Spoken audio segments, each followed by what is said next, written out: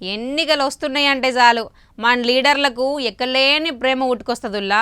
ఒకలేమో ఇల్లు కట్టిస్తా అంటారు, ఇంకోలేమో నోట్ల పైసలు ఇస్తామంటారు. ఇప్పుడు కవితక్క ఇంకో రేంజ్లో హామీ ఇచ్చిందిలా.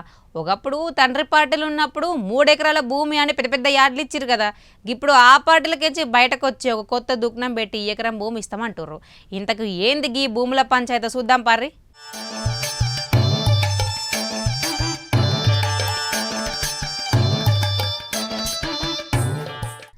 కవితక్క అంటే తెలియనోళ్ళు ఉంటారా? కేసీఆర్ ముద్దుల బిడ్డగా ఎంట్రీ ఇచ్చిన రాజకీయంతో రువ్వడు పెంచింది. ఒకప్పుడు గదే మన తెలంగాణ తండ్రి గదేనుల్లా. గులాబ్ పార్టీ అధికారంలో ఉన్నప్పుడు రాష్ట్రంలో ఉన్న ప్రతి దళిత కుటుంబానికి 3 ఎకరాల భూమి ఇస్తామని చెప్పారు కదా. గా 3 ఎకరాల ముచ్చట ఏ గంగలు కలిసిందో ఎవరికి దక్కిందో ఆ దేవుడికి తెలవాలి. కానీ ఇప్పుడు కాలం మారింది, పార్టీలు మారినాయి, ఒక ఇంట్లోనే కుంపటి పడ్డట్టు అయింది. తండ్రి పార్టీలకించి బయటకు వచ్చి తెలంగాణ రక్షణ సేవ అని కొత్తగా జెండా పెట్టిన మన కవితక్క ఇప్పుడు హామీల లెక్కను జర తగ్గిచ్చిర్రు. 3 పోయి ఇప్పుడు మా పార్టీ అధికారంలోకి వస్తే ప్రతి నిరుపేద ఎస్సీ ఎస్టీ బీసీ కుటుంబాలకు ఎకరం భూమి ఇస్తామని కొత్తగా రాంగం అందుకుంటుర్రు. మరి భూలక్ష్మి పథకం కోసం మా ఆడబిడ్డలంతా కూడా ఆలోచన చేయాలి.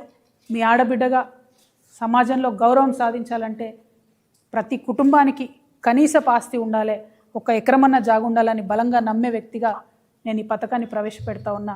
మీ అందరి సంపూర్ణ మద్దతు, ఆశీర్వాదం తెలంగాణ రక్షణ సేనకు ఉంటుందని చెప్పి భావిస్తున్నా. Thank you.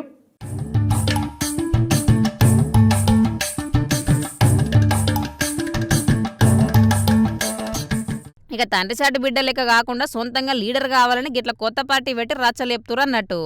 గీ ఎకరం భూమి హామీ ఇచ్చుడు కాదు, ఇప్పుడు అధికారంలో ఉన్న కాంగ్రెస్ సర్కార్ మీద, ముఖ్యంగా సీఎం రేవంత్ రెడ్డి సార్ మీద ఫుల్ ఫైర్ అయింది లక్క. రేవంత్ రెడ్డి సార్ ఇంటోళ్ళంతా రాష్ట్రాన్ని దోసుకొని తింటురని బట్టి కాంగ్రెస్ సర్కార్ వచ్చినప్పటికేంచి పేదల దగ్గరున్న అసెండ్ భూములను గుంజుకుంటురని తిడుతుంది. మా కండ్ల ముందర పేదల పొట్ట కొడుతుంటే చూసుకుంటూ ఊరుకుంటామా? ఆ అసెండ్ భూములకు వెంటనే యాజమాన్య హక్కులు ఇవ్వాలని డిమాండ్ కూడా చేసింది అక్క.